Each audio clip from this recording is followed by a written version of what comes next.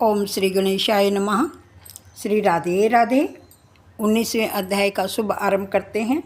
गया श्राद्ध की कथा सुनाते हैं। इसमें गोकर्ण ने धुंधकारी की मृत्यु का समाचार सुना। वह गया जी गए और उसने वहाँ धुंधकारी की श्राद्ध क्रिया की। गया श्राद्ध श्रेष्ठ है, वहाँ विष्णुपाद है। इसकी कथा इस प्रकार है। श्री राधे राधे। गयासुर नाम का एक राक्षस था जिसने तप करके ब्रह्मा जी को प्रसन्न किया। ब्रह्मा जी ने वर मांगने को कहा। तब उसने ब्रह्मा जी से कहा कि आप क्या वरदान मुझे देंगे? आपको कुछ मांगना हो तो मुझसे ही मांगे।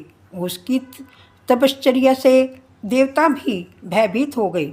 यह असुर कैसे मरेगा? ब्रह्मा जी ने सोचा, इसके शरीर पर दीर्घ काल तक यज्ञ कराने पर भी वह मरेगा।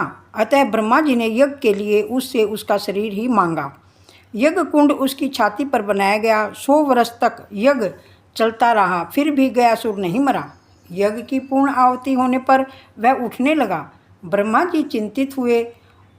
ब्रह्मा जी भयभीत हो गए। उन्होंने भगवान का स्मरण किया। उन्होंने श्री नारायण का ध्यान किया। नारायण भगवान प्रकट हुए और गयासुर की छाती पर दोनों चरण रखे। गयासुर ने मरते समय भगवान से वर मांगा कि इस गया तीर्थ में जो कोई श्राद्ध करे उसके पितृगण सद्गति प्राप्त करें। श्री राधे राधे। भगवान ने उसे वर दिया कि जो तेरे शरीर पर पिंडदान करेगा उसके पितरों की मुक्ति होगी। भगवान ने गयासुर को भी मुक्ति दी। भगवान के वरदान के कारण गया जी में पितृ श्राद्ध करने वाले के पितरों की मुक्ति होती है। गोकर्ण बाद में अपने घर को लौटा। रात में उसने किसी के रोने की आवाज़ सुनी। मनुष्य पाप करता हुआ तो हंसता है, पर पाप का दंड जब भुगतना पड़ता है तब वह रोता है। एक ही माता पिता के पुत्र होने के कारण भी गोकर्ण देव बना और धुंधकारी प्रेत। देव होना या प्रेत होना तुम्हारे हाथ में है। गोकर्ण ने पूछा कि तू कौन है? तेरी ऐसा दशा कैसे हुई? तू भूत है, पिशाच है या राक्षस? प्रेत ने कहा, मैं तुम्हारा भाई धुंधकारी हूँ। बहुत पाप करने के कारण मेरी यह हालत हुई है। मुझे प्रेत योनि मिली है। गोकर्ण ने पूछा, तेरे लिए मैंने गया में पिंडदान किया, फिर भी तू प्रेत योनि से मुक्त क्यों नहीं हुआ? श्री राधे राधे। प्रेत ने कहा, चाहे कितने भी गया श्राद्ध करो फिर भी मुझे मुक्ति नहीं मिलेगी। केवल श्राद्ध मात्र से मेरा उद्धार नहीं हो सकता। गोकर्ण ने पूछा, तुझे सद्गति कैसे मिलेगी? क्या करूं? फिर सोचकर कहता है कि मैं कल सूर्य नारायण से पूछूंगा। दूसरे दिन गोकर्ण ने सूर्य नारायण को अर्घ दिया और उनसे पूछा, महाराज जरा रुकिए। सूर्य नारायण रुके और यह त्रिकाल संध्या का फल है। ब्राह्मण को चाहिए कि वह त्रिकाल संध्या करने से कभी न चूके। श्री राधे राधे। त्रिकाल संध्या करने वाला न तो कभी मूर्ख रहता है और न तो कभी दरिद्र। सूर्य नारायण ने पूछा, क्या काम है मेरा? गोकर्ण ने कहा, मेरे भाई के उद्धार का कोई उपाय बताइए। सूर्य नारायण ने कहा, अपने भाई को सद्गति दिलाने की इच्छा हो तो भागवत की विधि पूर्वक कथा करवा। श्राद्ध से जिस आत्मा की मुक्ति नहीं होती उसे भागवत मुक्त करता है। भागवत शास्त्र मुक्ति शास्त्र है। भागवत से मुक्ति मिलती है। धुंधकारी को पाप से मुक्त कराने के लिए गोकर्ण ने भागवत सप्ताह का आयोजन किया।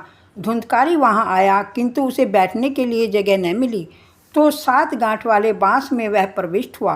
रोज एक के बाद एक गांठ टूटती गई। 7वें दिन प्रेक्षित मोक्ष की कथा हुई। बांस में से दिव्य पुरुष बाहर निकला। गोकर्ण को प्रणाम करके बोला, भाई प्रेत योनि से तूने मुझे मुक्त किया है। श्री राधे राधे।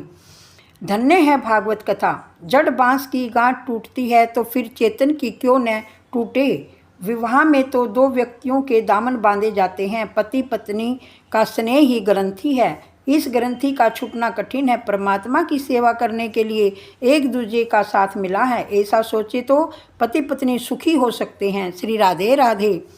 बांस में अर्थात वासनाओं में धुंधकारी रहा। बांस की 7 गांठ अर्थात वासनाओं की 7 गांठ। वासना ही पुनर्जन्म का कारण है, अतः वासना को नष्ट करो। श्री राधे राधे। वासना पर विजय पाना ही सुखी होने का उपाय और मार्ग है। मनुष्य मोह को नहीं छोड़ सकता। वासना 7 प्रकार की बताई गई है। नारी की आसक्ति, पुत्र की आसक्ति और व्यावसायिक आसक्ति, द्रव्य की आसक्ति, कुटुंब की आसक्ति और घर बार की आसक्ति, गांव की आसक्ति। इन सभी आसक्तियों का त्याग करो। शास्त्र में काम, क्रोध, लोभ, मोह, मद मत्सर और अविद्या को 7 गांठ बताया गया है। इनमें जीव बंधा हुआ है, जिसे मुक्त कराने का प्रयत्न करना है। बांस वासना का रूप है। जीव वासनाओं में फंसा है। वासनाओं से ही जीव में जीव भाव आया है। वह निष्काम से सकाम बना है। वासनाओं की ग्रंथियाँ जब तक न छूटे तब तक जीव भाव निर्मूल नहीं होता। श्री राधे राधे। 19वें अध्याय संपूर्ण हुआ।